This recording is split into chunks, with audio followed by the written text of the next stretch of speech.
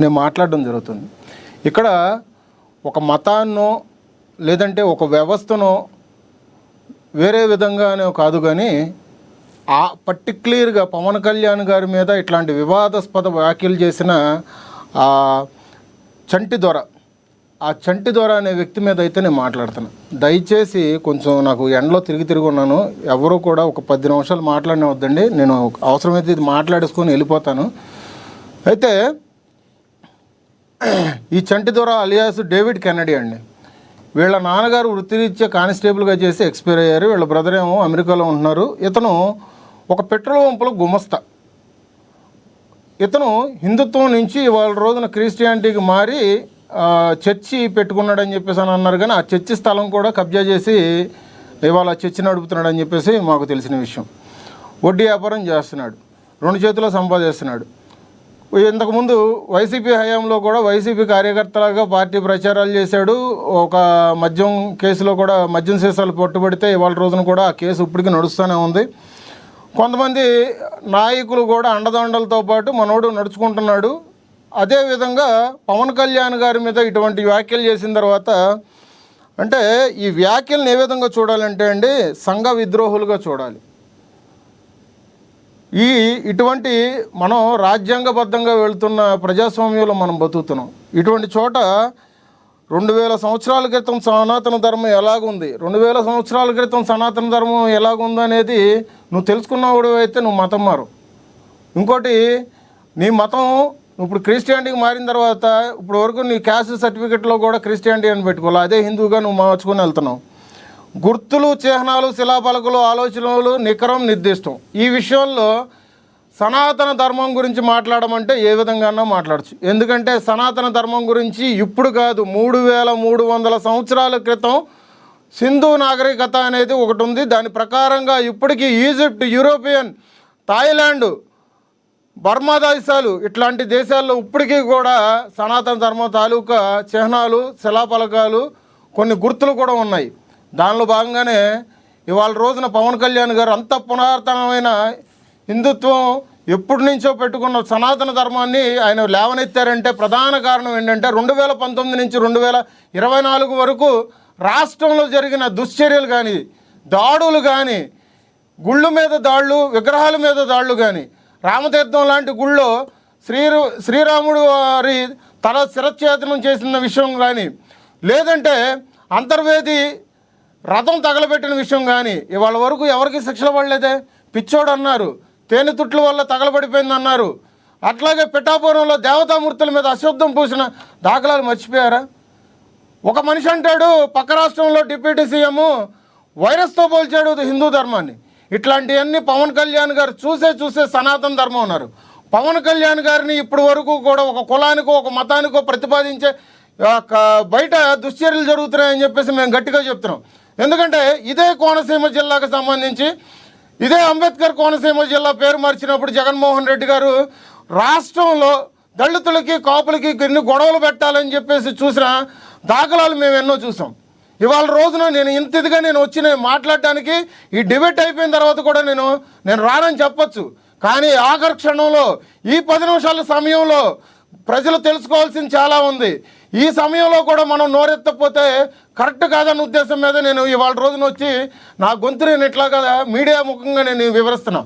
ఇక్కడ ప్రధానంగా ఒకటి గుర్తుపెట్టుకోవాలి, పవన్ కళ్యాణ్ గారు లాంటి వ్యక్తి డిప్యూటీ సీఎంగా ఉండి, జనసేన పార్టీ అధ్యక్షులుగా ఉండి, పిఠాపురం నియోజకవర్గంలో అభివృద్ధి బాటపడుతున్న చోట పిల్లల మీద కుల వివక్ష అనేది చూపించారు పాఠశాలలో. ఏం చేశారు? మీ పేటీఎం బ్యాచ్ సగం సూట్ గాళ్ళు వేసుకొని వచ్చి ఏం చేశారు? బీటీఎం పార్టీ గాళ్ళు వచ్చి ఏం చేశారు? ఏమీ చేయలేకపోయారు.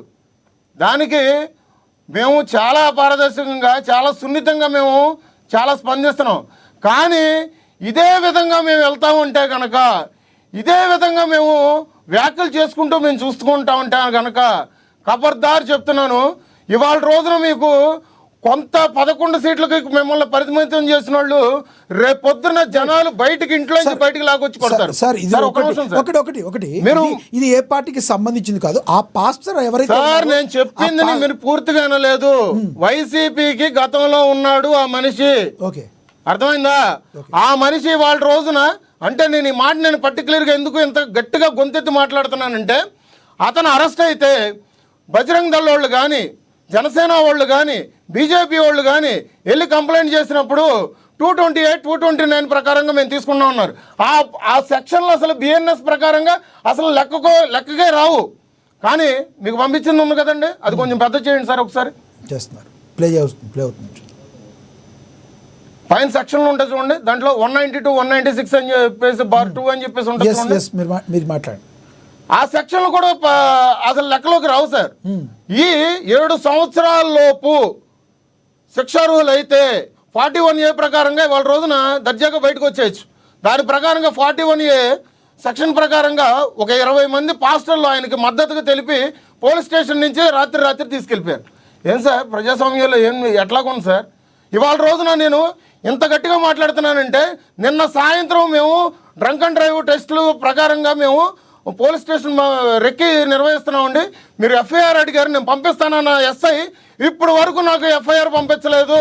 ఇప్పుడు నేను మీకు చూపిస్తున్న ఎఫ్ఐఆర్ కూడా మా పార్టీ జనసైనికులు పంపించారు. అది అంటే ఎవరి కొమ్ము కాస్తున్నారు సార్? అధికార పార్టీలో ఉండి పవన్ కళ్యాణ్ గారు ఒక అధికార పార్టీలో ఉండి ఇవాళ రోజున కూటమిలో ఒక భాగమై ఉండి సాక్షాత్తు రాష్ట్ర డిప్యూటీ సీఎం అయి ఉండి ఒక పార్టీ అధ్యక్షుడిని ఇట్లాంటి తల నరికేస్తాను, తల తీసేస్తానని మాటలు మాట్లాడితే నాన్ బెయిలబుల్ వారెంట్ కేసులు పెట్టాల్సింది పోయి మీరే కదా సార్. మరి మీ ప్రభుత్వం ఫెయిల్ అయింది అనుకుంటున్నారా మీరు? సార్ నేను అనేది వాళ్ళకి ఆ వ్యవస్థకి గొడుగు పట్టే వాళ్ళ గురించి నేను గట్టిగా మాట్లాడుతున్నా. అర్థమైందా? ఆ రకంగా చెప్పుకోవాలంటే భూమనగర్ రెడ్డి మొన్న కూడా ఓ మాట అన్నాడు, తిరుపతిలో మాకు 10,000 మంది అన్నారు. అంటే వాళ్ళ గవర్నమెంట్ దిగిపోయినా కానీ వాళ్ళ వ్యవస్థకు సంబంధించి వ్యక్తులు ఇప్పటికీ పనిచేస్తున్నారు అనేది తేడతెల్లం అవుతుంది ఇట్లాంటి విషయంలో. రైట్. ఇప్పుడు ఆ పాస్టర్ వ్యాఖ్యల్ని నేను ఖండించదగ్గ ఏమి నాకు కనబడతలేదన్న లక్ష్మణరావు గారికి మీరేం చెప్తారు? సార్, లక్ష్మణరావు గారు ఏదైనా కానీ ఆయనకి పూర్తి అవగాహన లేదు. ఎందుకంటే గతంలో కూడా కైకులూరులో ఒక వినాయకుడి విగ్రహం విషయం మీద దళితులకి, కాపులకి, అక్కడ జనసేన వాళ్ళకి గొడవలు జరుగుతూ ఉండంటే ఓన్లీ ఆ విషయం తెలుసుకోకుండా దళితులంటే ఆయనకి అమితమైన ప్రేమ. తప్పేముంది, అందరికీ ప్రేమిస్తారు. అర్థమైందా? దళితులంటే ఆయనకి అమితమైన ప్రేమ. మేము చెప్పుకోము, ఆయన చెప్పుకుంటాడు అంతే. కానీ ఆ విషయంలో ఒక పోస్ట్ షేర్ చేసినందుకు ఇవాళ రోజున కైకులూరులో ఆయన కేసు ఉందా లేదా కనుక్కోండి. ఆయన నోటితో ఆయనే చెప్పారు కదా ఒకసారి డిబేట్లో చెప్పారు. సో ఇక్కడ ఏంటంటే లక్ష్మణరావు గారు లాంటి వ్యక్తులు కూడా పూర్తి అవగాహనతో పూర్తిగా తెలుసుకొని, మీకు కావాలంటే అక్కడ కాంటాక్ట్ నెంబర్లు ఇస్తాను, అక్కడ సింగరాయపాలెం ఆ ఊర్లో మొత్తం అంతా మీకు సంబంధించిన వ్యక్తులు పేర్లు కూడా చెప్తాను. మీరు వెళ్ళి మొత్తం కనుక్కోండి. నేను ఎందుకంటే ఈ డిబేట్కి వచ్చి నేను ఇంత ఇదిగా నేను మాట్లాడుతున్నానంటే నేను క్షుణ్ణంగా నియోజకవర్గం దగ్గర నుంచి గ్రామాల దగ్గర నుంచి పూర్తిగా కనుక్కొని నేను చెప్తున్నా. ఇక్కడైతే గుడ్డకాల్చి ముఖం మీద వేసినట్టుగా నేను ఎక్కడా మాట్లాడట్లా. అతను పర్టికులర్గా అతను హిందుత్వం నుంచి క్రిస్టియానిటీ తీసుకొని ఇవాళ రోజున పవన్ కళ్యాణ్ గారి మీద విషపు ప్రచారాలు చేస్తూ అతను వైసీపీకి కార్యకర్త. మీరు కావాలంటే వెళ్ళి కనుక్కోండి. రైట్. లక్ష్మణరావు గారు కంక్లూడ్ చేయండి సార్.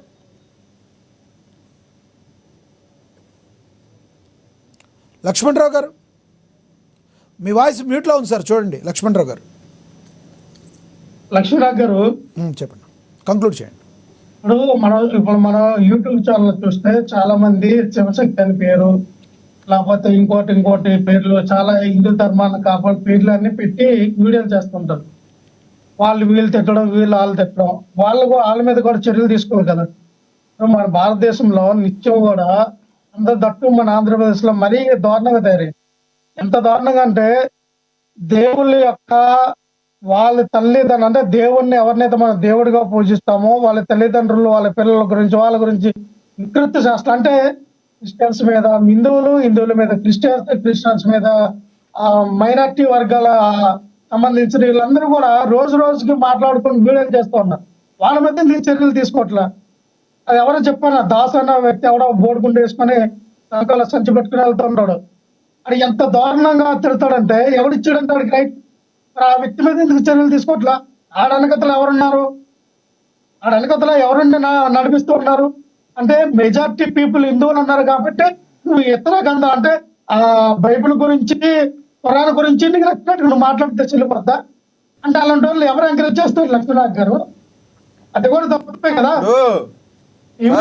ఇంటర్వ్యూలో బైబిల్ అంటారు, ఒకళ్ళు పిలిపించి లక్ష్మణరావు గారు వాళ్ళు మళ్ళీ మత సామాన్లు లక్ష్మణరావు గారు దయచేసి నా ఒక్క మాట ఏనండి. ఇక్కడ ఒక మత సంఘాల గురించో లేదంటే మనం ఒక పలానా మతం గురించో అంటే మీరు ఇప్పుడు ఏదో శివశక్తి అన్నారు వాటి గురించో ఇప్పుడు ఆ రకంగా చూసుకుంటే క్రిస్టియానిటీలో కూడా ఫాదర్లు ఉంటారు, పాస్టర్లు ఉంటారు, బిషప్లు ఉంటారు, సిఎస్ఐలు ఉంటాయి, ఇట్లాంటి సంఘాలు చాలా ఉన్నాయి. ఇప్పుడు వినండి సార్ పూర్తిగా ఇప్పుడు వినండి. ఇక్కడ మతాల గురించి మనం మాట్లాడలేదు. మతం ముసుగులో ఒక మనిషి చేస్తున్న సంఘ విద్రోహ చర్యల గురించి మనం డిస్కషన్ చేస్తున్నాం. ఇక్కడ మనం మతాల గురించి మాట్లాడలేదు. మనకు మతాల గురించి లక్ష్మీనాథ్ గారు మత్స్సులో సంఘ విద్రోహ దీనిగా మాట్లాడి మతాల వ్యక్తులు యూట్యూబ్ ఛానల్ ద్వారా సరే సార్ మీరు చెప్పిన దాని గురించి టాపిక్ పెట్టుకుంటే ఏదైనా టాపిక్ పెట్టుకుంటే దాని గురించి మాట్లాడదాం. నేను అనేది ఏంటంటే మీరు ఒక మాట డిబేట్ స్టార్టింగ్లో అన్నారు, ఆ పాస్టర్ విషయంలో ఖండించదగ్గ విషయం ఏదీ లేదు అన్నారు. అంటే అది వాస్తవా? అతను ఖండించదగ్గ విషయం మీకేం కనిపించలేదా? మీరు చెప్పండి దాని గురించి. వినండి, నాకు అర్థమైన దాంట్లో నేను ఆలకించిన ఆడియోలో ఆయన వెళ్ళి డైరెక్ట్ గా పవన్ కళ్యాణ్ నరుగుతాను అన్నాడు అని ఆ ఆడియోలో లేదు. నేను నరుగుతాను అన్నాడా? సార్ కాదు సార్, పవన్ కళ్యాణ్ గురించి నరకాలి అన్నాడు పక్కన పెడితే, వినండి, సనాతన ధర్మం అని నమ్మటం అంటే తల్లిని అక్కని చెల్లిని అమ్మేసినట్టే అన్నాడు. అంటే ఆ అర్థం ఏంటి? అది ఖండించదగ్గ విషయం కాదా? నెంబర్ 1. నెంబర్ 2, మీరు భారతదేశానికి బ్రిటిష్ వాడు నాగరికత నేర్పారంటున్నారు. మీరు ఎంత తప్పది? వాడు నేర్పింది ఏంటి సార్? మన యొక్క వాడు బ్రిడ్జ్లు కట్టాడు కాదు సార్, మీరు తప్పు మాట్లాడారు. దాన్ని మీ వర్డ్స్ వెనక్కి తీసుకుని మాట్లాడండి. మీరు నేను వెనక్కి తీసుకున్నాను కానీ వినండి, ఏం తీసుకుంటారు? చెడైనా ఏదైనా విద్వాంసులుగా మన బాగా వినండి సార్. ఆ ఊర్లో 20 సంవత్సరాల క్రితం ఒక ప్రెసిడెంట్ అండి, నన్ను చెడ్డ చేశాడండి. మంచి చేసి చెప్పాలి, చెడు చేసి ఇప్పుడున్న ప్రెసిడెంట్ మంచి చేస్తున్నాడు. కంపారిజన్ చేసుకుంటాం గత ప్రెసిడెంట్ కి ఇప్పుడు. అలాగే అప్పుడు వాళ్ళు చేసిన మంచి తీసుకోవాలి, చెడు తీసుకోవాలి. ఇప్పుడు మీరు బ్రిటిష్ వారి కాలంలో అంతకన్నా దారుణంగా ఇప్పుడు తయారవ్వాలి. అంతకన్నా దారుణంగా ఇప్పుడు బ్రిటిష్ వారు మమ్మల్ని పన్నుల రూపంలో హింసించారు. ఇప్పుడు ట్యాక్సులు, జిఎస్టి ఇవన్నీ వచ్చాయంటే బ్రిటిష్ వారు కట్టేవాళ్ళం.